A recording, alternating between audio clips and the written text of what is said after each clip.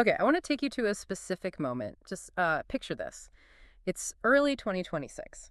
Right. You're walking through a market in, say, Beijing.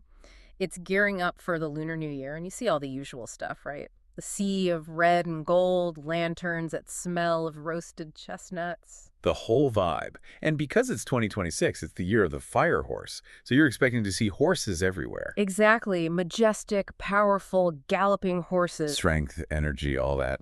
But then you look a little closer at one of the stalls. They're selling these traditional good luck posters.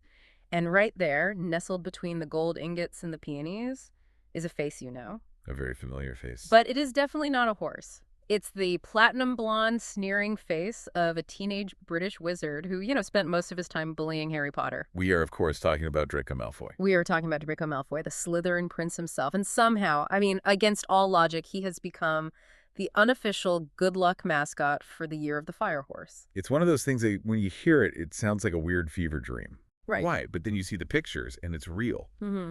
And it's this perfect, hilarious storm of linguistics, pop culture, and modern folklore. That is exactly what this deep dive is all about. We're not just looking at a funny internet meme. We are trying to understand how a fictional villain from the UK gets, completely repurposed into a symbol of prosperity in China. And the best part is, it has nothing to do with his actual character. Nothing. Not his redemption arc, not a single thing J.K. Rowling ever wrote. No, it's a pure case of the audience just taking a character and running with it in a completely new direction. A total linguistic accident. So let's get into it. But first, we have to address the snake in the room. The Slytherin problem. Yes. If you're a Harry Potter fan, your first thought is, wait a minute, Draco is a Slytherin. Slytherin's animal is a snake. And the year of the snake was 2025? He missed his chance. He missed his window by a whole year. So logically, this makes zero sense. He shouldn't fit the fire horse theme at all. And that's what makes it so interesting. He's not there because of his house emblem. He's there because of his name. This is the core of it. The whole thing hinges on a pun, a bit of Chinese wordplay. And puns are a huge deal during the new year. It's a tradition. You eat certain foods because the name sounds like a word for luck or prosperity. Like eating fish because U for fish sounds like U for surplus. Exactly. So Draco fitting into this, it's not just a meme, it's actually tapping into a very, very old cultural pattern. Okay, so let's break down the name. In the official Mandarin translation, Draco Malfoy is Ain Fu. And that first character, Ain, well, that's the jackpot. Because A-N literally means horse. Horse. So right there, you have a direct, undeniable link to the 2026 zodiac. He is a ma. He belongs. But, just being a horse isn't enough to get you on a good luck poster. The real magic happens when you look at the last character of his name. The Fu. Right. Fu is, it's maybe the most important character when we talk about blessings in Chinese culture. It means fortune, good luck, happiness. It's the character you see on all those red diamond-shaped papers they hang on doors. That's the one. So his name is literally bookended by horse and fortune, Im Fu. What about the middle character, Yi? The ear just sort of acts as a bridge. So when you say the whole name, Im Fu Fu, it sounds almost identical to a celebratory phrase. And that phrase is Ilai Fu. Lin Lai Fu. Which means? Horse brings fortune. Or the horse arrives with blessings. It's a perfect auspicious sentence for the year of the horse. That is just, it's wild. It's an accidental incantation. It is? So every time you're saying his name, you're basically manifesting wealth for the year. Exactly. A total linguistic happy accident. If the translators had chosen even slightly different characters 20 years ago, this whole thing wouldn't exist. But they didn't. So now Draco Malfoy is, linguistically destined to bring people money in 2026. Yeah, the meaning has just completely steamrolled the character's personality. In the books, he's rich, but he's also miserable and, a bully. But the language says fortune bringer. So the culture just goes, okay. Sounds good. We'll take it. It's funny because in English, Malfoy sounds like bad faith. Yeah. It sounds evil. Right. But in Mandarin, Inkar Fu sounds auspicious and lucky. The translation basically rewrote his destiny. Okay, so we've got the wordplay. But this didn't just stay online, right? This jumped from memes to actual physical stuff people are buying. Oh, yeah. It went from meme to mantelpiece. There's a whole market for Malfoy-themed New Year's decorations. And the look of it. Tell me about the aesthetic. because traditional decor is so specific. It is. It's usually red paper, gold, or black calligraphy. Very classic. Now, you take that, but you just drop Tom Felton's face from, like, the Half-Blood Prince right in the middle of it. So you got this stark platinum blonde hair and the dark Slytherin robes. And that iconic smirk, all set against this super bright, festive red background. It sounds like it would clash, but I can kind of see it working. The blonde on red would really pop. It's so visually striking. And the thing is, people aren't just hanging them up as a joke. They're using them as, like, real superstitious objects. They're writing their wishes for the year on these Draco posters. Wait, really? Like, I hope I get a new job, or I wish for good health? Yes, exactly that. He's literally replacing the traditional paintings of horses. Instead of a stallion bringing you success, you have Draco Malfoy looking down his nose at you, and you're just hoping he delivers. Wow. It's funny because the character of Draco would absolutely despise this. Oh, he'd be horrified. A muggle good luck charm. But the actor Tom Felton, that's a different story. Yeah, we have to talk about that.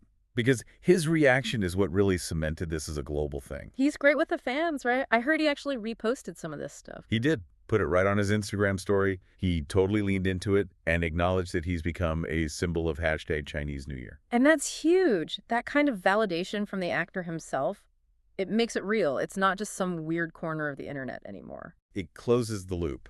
The fans create a new meaning, they make the art, and then the actor gives it his blessing. It's a perfect cycle of modern fandom. Okay, but I want to dig into one specific item because I think it's the cleverest part of this whole thing. The fousey squares. The upside-down Draco. Yes. Can you explain that tradition for anyone who isn't familiar? Because, I mean, hanging a picture upside down usually seems like a bad sign. Right. In the West, it's a distress signal. But in China, hanging the Fu character upside down is, you guessed it, another pun. Of course it is. More wordplay. Always more wordplay. So the word for upside down is dao. Okay. And the word for to arrive is also pronounced dao. They're homophones. So saying fortune is upside down sounds exactly like... Fortune is arriving. Okay. So you hang the luck character upside down as a way of inviting good fortune into your home. It's like you're saying, okay, luck, come on in, you've arrived. And now they're doing this with Draco's face. They are hanging posters of Draco Malfoy upside down on their front doors. That just takes the pun to another level. You have Fu, the horse fortune. Who is now Dao, or arriving. It's layers upon layers of linguistic jokes, all built on top of a Harry Potter character. It's actually really sophisticated when you think about it. It looks silly, but to get the whole joke, you need to understand, 3 different layers of cultural context? That's why it connects so well with younger people. It's a kind of code. If you get it, you're in the know. You understand the tradition, the pop culture, and the language. It's a way of saying, I'm modern, but I haven't forgotten my heritage. And that's a really good point. It's not about destroying tradition. No, not at all. It's the opposite. It's about keeping it alive and relevant. Folklore has always absorbed the culture around it. A century ago, it was new technologies or political figures. Today, it's global franchises. It's remixing it for a new generation. Exactly. They're still participating in the holiday. They're buying the red paper. They're making wishes. They're doing all the traditional things, just with a different avatar. The tradition is strong enough to handle a bit of Slytherin energy. I think so.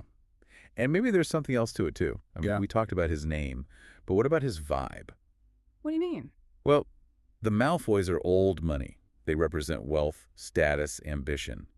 Those are all things people wish for at New Year. That's a great point. He's kind of a prosperity icon.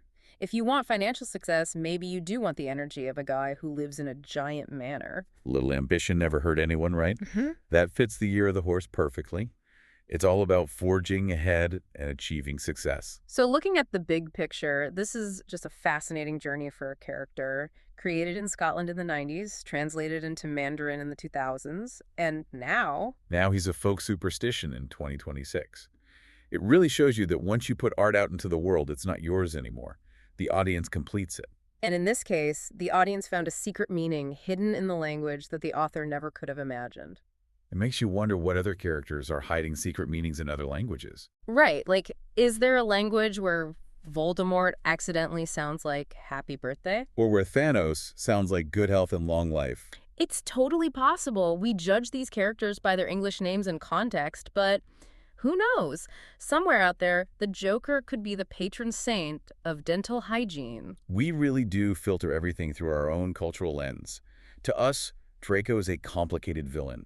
To these fans, he's a walking red envelope full of cash. I just love thinking about Lucius Malfoy showing up at a Lunar New Year party and being so confused about why everyone is bowing to him. He'd be horrified for about 5 seconds. And then his ego would kick in. Oh, absolutely. He'd accept the tribute. Finally, the recognition I deserve. So as we wrap this up, I think the big takeaway is that globalization doesn't just make everything the same. No, this proves the opposite. It gives us shared material, but then local cultures remix it into something completely new and unique. A cultural hybrid. And it's fun. It reminds us not to take our traditions or our fandoms too seriously. There's room to play. There's room for a good pun. So if you're celebrating the Year of the Fire Horse in 2026, keep an eye out for the platinum blonde kid with a smirk. And if you see him hanging upside down, you know good things are on the way. Exactly. Who knows? A little bit of Slytherin cunning might be what everyone needs to get through the year. A little ambition and determination. Just, maybe let's not open any secret chambers. Agreed. Let's keep that door shut. That's all for this deep dive. Thanks for unpacking this with us. My pleasure. May the horse and the Malfoy bring you fortune. In life, everyone. We'll see you next time.